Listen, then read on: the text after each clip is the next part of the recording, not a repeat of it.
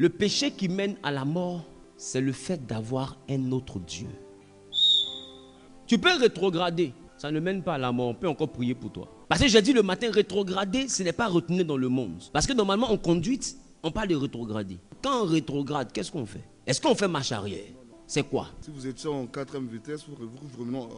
Donc c'est un baissement, c'est le fait de baisser le régime de vitesse. Donc ça veut dire que celui qui rétrograde ne fait pas marche arrière, mais il ralentit. Donc de fois tu ne le vois pas à l'église, mais Dieu le voit dans sa chambre. Je reprends. Or nous, quand on ne voit plus quelqu'un à l'église, on se dit qu'il a abandonné la foi. Et de fois parmi eux, d'autres vous disent, je n'ai pas abandonné, je suis là. Je dis, mais si tu es là, pourquoi tu ne prêches plus? Mon frère, relève-toi, il ne s'est pas levé, il ne s'est pas couché, il n'est pas tombé, il s'est assis. Je reprends. Et de fois en conduite, en rétrograde, par rapport aux obstacles qu'on voit. Ça dépend de ce qu'il a vu dans le ministère. Ça dépend de ce qu'il a vécu. Des fois, il a eu un choc émotionnel. Pour accuser réception, il a besoin d'un temps de pause. Écoutez-moi, si on parle de rétrograder, c'est que j'ai donc rétrogradé. J'ai prié pour une sœur musulmane. Elle était à la Pisam à Abidjan. Et cette sœur, elle était dans le coma. Je suis arrivé trouver des pasteurs à son chevet en train de prier pour elle. Et quand j'arrive, elle est dans le coma. Vous voyez, elle est inconsciente. Je demande son nom, on me donne son nom. Je prie pour elle. Et pendant que je lui impose les mains, j'ordonne qu'elle se réveille et ses yeux s'ouvrent. Spectaculaire. On est vendredi. Donc je dis, bon, je rassure la famille, ils sont musulmans. Donc pour moi, je viens de trouver l'astuce pour convertir une famille musulmane.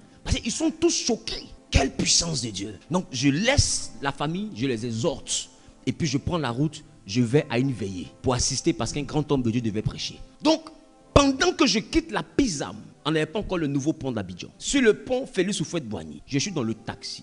Et la maman de la femme m'appelle. Je décroche. Moi, je suis confiant. Elle s'est réveillée. Et la maman me dit, pasteur, tu avais dit que ma fille allait vivre, non? Ça dit, elle a ouvert ses yeux. Quand je suis sorti, je suis monté dans le taxi, elle est morte. Et ça, on se comprend. Dis avec moi, choc. Je n'ai pas dit I, je n'ai pas dit O.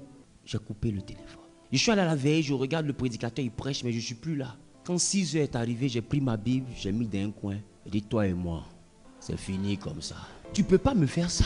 C'est quelle honte ça. Si elle ne s'est pas réveillée, même c'est bon. Déjà, elle dormait déjà. Tu la réveilles. Tout le monde dit, wow. Même pas 15 minutes. Comment même encore il était là. Vous savez que moi je suis le tueur, c'est ça. Vous savez qu'en réalité, elle était là, elle espérait. Comment j'ai prié pour elle, c'est une onction tueuse. Qui comprend un peu ce que j'ai vécu? J'ai eu ce choc. Je me suis plaint devant Dieu. Il ne m'a pas répondu. J'ai déposé ma Bible, j'ai bloqué les cellules de prière. Je ne sortais plus. J'évangélisais plus, je priais plus. Puis, je prends vin, je dépose, je bois et me nienne. Il me dit pas. Oh, il me dit pas. Normalement, je rétrograde. D'accord. Est-ce que lui, il est pressé? 6 mois après, à 2h du matin, qui était mon heure de prière, avant que je ne m'énerve. Qui comprend? Des fois, quelqu'un vous réveille quand vous dormez, puis vous entendez votre nom. Et puis on vous tape comme ça, tu ouvres tes yeux et puis il est l'heure de prière. Je vois quelqu'un me taper comme ça. Wilfried. Je sais que c'est lui. Je tourne mes yeux. Jean, je dors. Il a fait ça 3 fois. Mais à chaque fois, le ton de sa voix change. C'est une manière de dire, petit, je t'ai regardé pendant 6 mois. Je n'ai rien dit parce que je considère qu'il fallait que tu accuses le choc. Parce que tout ne se passera pas dans notre vie comme on veut. Mais tout se passe dans notre vie comme il veut. Donc pendant 6 mois, il m'a regardé dans mes phases. Les hommes pensaient qu'il était devenu païen. Mais lui, il sait que l'élément n'est pas païen. Il a rétrogradé, mais n'a pas fait marche arrière.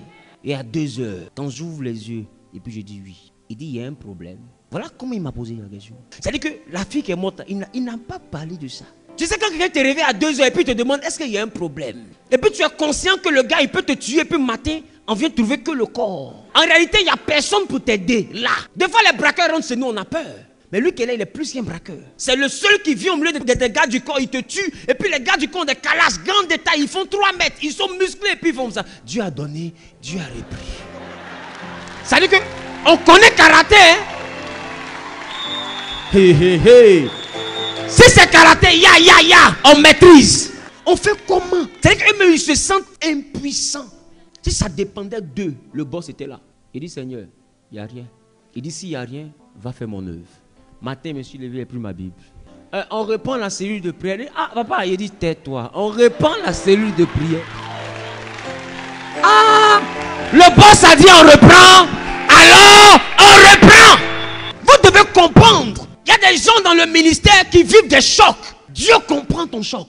Mais dans le choc, là, il y a quelque chose qui veut t'enseigner. Non, ne pensez pas que ceux qui rétrogradent ont perdu la foi. Ils n'ont pas perdu la foi. Des fois, il y a une question que la vie vient de leur poser. Ils n'ont pas la réponse. Donc, ils attendent une réponse. Est-ce que je parle à quelqu'un?